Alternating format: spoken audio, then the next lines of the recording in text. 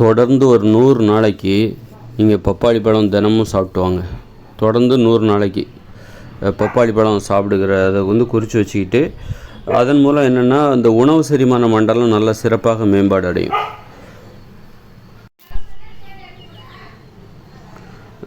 கழிவு நீக்க உறுப்புகள்லாம் ரொம்ப சிறப்பாக செயல்படும். அதனால் பப்பாளி பழத்தை தொடர்ந்து 100 நாளைக்கு சாப்பிட்ணும் அப்படின்னு சொல்லிட்டு ஒரு அட்டவணை போட்டு நீங்கள் அதை கடைபிடித்து வந்தீர்களே ஆனால் இப்போ என்னென்னாக்கா அப்போ 100 நாள் உங்களுக்கு பழம் கிடைக்கணுமே. அதுக்கு தான் நம்ம காய்கறி மார்க்கெட்டில் போனீங்கன்னா, பழக்கடையில் போனீங்கன்னா உங்களுக்கு பணம் கொடுத்தாலே கிடச்சிரும்.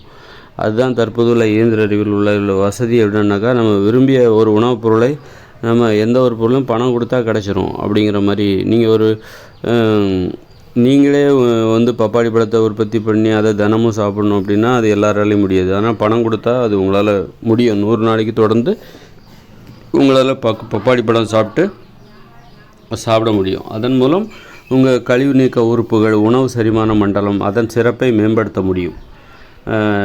உடல் எடையை குறைப்பதற்கும் கழிவு நீக்க உறுப்புகள் அந்த செயல்பாடு உடம்புல ஒழுங்காக நடந்துச்சுன்னு வச்சுக்கோங்க. உணவு செரிமானம் சிறப்பாக நடந்துச்சுனாலே உடல் பருமன் என்பது ஏற்படாது. உடல் பருமன் ஏற்படுவதற்கு முக்கிய காரணம் உண்ட உணவு என்பது ஒழுங்காக செரிமானமாகாமல் இருப்பதும், கழிவுகள் முழுமையாக வெளியேறாமல் உடலுக்குள்ளேயே தேங்குவதும் ஒரு காரணம். அது உடலுக்கு வெளியேறாத அந்த கழிவுகள் அது உடலுக்குள்ளே இருக்கிற இரத்தத்தோடு கலந்துவிடும். அந்த கழிவுகளில் உள்ள நச்சுக்கள் இரத்தத்தில் கலந்துவிடும்.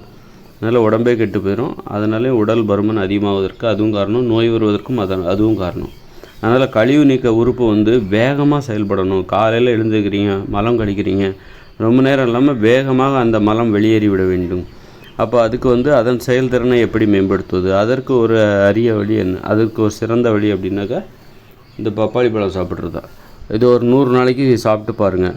அதனால் ஏற்படுற முன்னேற்றத்தை நீங்கள் உங்கள் மூளையில் பதிவு செய்யுங்கள், உங்கள் மனதில் பதிவு செய்யுங்கள். அதுக்கப்புறம் வர்ற நாட்களில் நீங்கள் பப்பாளி பழத்தை ஆர்வமாக சாப்பிட்றதுக்கு அந்த பழக்கத்திற்கு இந்த 100 நாள் பயிற்சி உதவும். இந்த 100 நாள்லேயே உங்களுக்கு உங்களுடைய உடல் செயல்பாடு நல்ல சிறப்பாக இருக்கும். உடலுக்கு அந்த செரிமான திறன், தினமும் இருவேளை மலம் கழியும், வேகமாக மலம் கழியும்.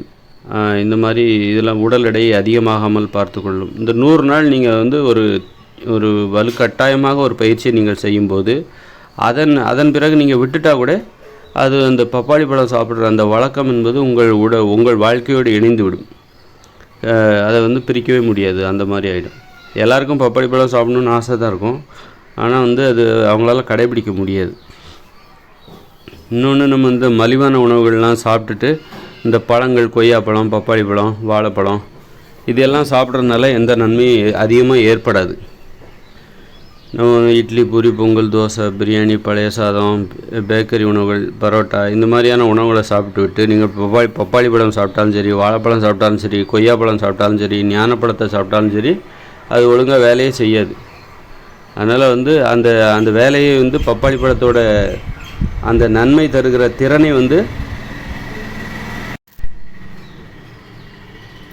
பப்பாளி பழம், கொய்யாப்பழம், வாழைப்பழம் இந்த மாதிரி பழங்களில் உள்ள நன்மை தருகிற திறனை தடுக்கக்கூடிய திறன் தான் இந்த மலிவான உணவுகளுக்கு உண்டு. இட்லி, பூரி, பொங்கல், தோசை இதுகளுக்கெல்லாம் அந்த திறன் உண்டு.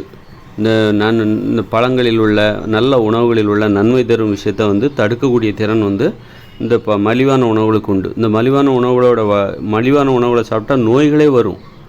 அதாவது ஆரோக்கியமாக இருக்கிற ஒரு உடலில் நோயே வரும். அப்படி இருக்கும்போது உடலுக்கு ஆரோக்கியத்தை ஏற்படுத்துகிற ஒரு உணவை சாப்பிட்டாக்கா அந்த உணவு வேலை செய்யாமல் ஒழுங்காக அந்த உணவு நமக்கு நன்மையை தராமல் தடுப்பதற்கு கூட இந்த மலிவான உணவுகள் எல்லா வேலையும் பார்க்கும். நாமே அழிக்கக்கூடிய உணவுகள் தான் அந்த மலிவான உணவுகள். நீங்கள் நல்ல உணவு சாப்பிட்டாலும் அதில் இருக்கிற நல்ல விஷயம் நம்ம உடம்புக்கு கிடைக்காமல் செய்துவிடும் இந்த மலிவான உணவுகள். அதனால் நீங்கள் உங்கள் உடம்பு நல்ல உணவுகளை உண்ணணும்னு நினைக்கிறீங்க, உங்கள் உடம்பு ஆரோக்கியமாக வச்சுக்கணும்னு நினைக்கிறீங்க அப்படின்னா இட்லி, பூரி, பொங்கல், தோசை அந்த மாதிரியான உணவுகளை சாப்பிடாதீங்க. சாப்பிட்டீங்கன்னா நல்ல உணவுகளை சாப்பிடுகிற ஆர்வம் உங்களுக்கு ஏற்படாது. பழம் சாப்பிட்ணும், டெய்லி பப்பாளி பழம் சாப்பிட்ணும், வாழைப்பழம் சாப்பிட்ணும், கொய்யாப்பழம் சாப்பிட்ணும் அப்படிங்கிற அந்த எண்ணம், ஆர்வங்கிறது வரவே வராது, தடுத்துரும்.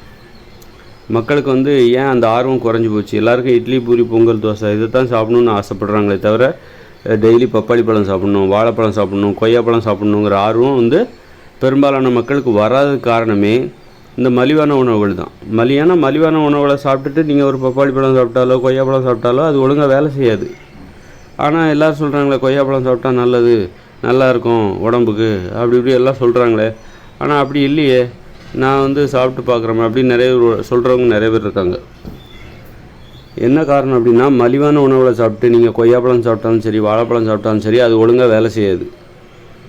பப்பாளி பழம் சாப்பிட்டாலும் சரி, சப்போட்டா பழம் சாப்பிட்டா, எந்த பழத்தை சாப்பிட்டாலும் சரி, நீங்கள் வந்து மலிவான உணவுகளை சாப்பிட்டு விட்டு இட்லி, பூரி, பொங்கல், தோசை அது மாதிரியான உணவுகளை சாப்பிட்டு விட்டு நீங்கள் எப்படி ஒரு நன்மை தருகிற பழத்தை சாப்பிட்டாலும் சரி, திராட்சை பழத்தை சாப்பிட்டாலும் சரி, அது ஒழுங்காக வேலை செய்யாது.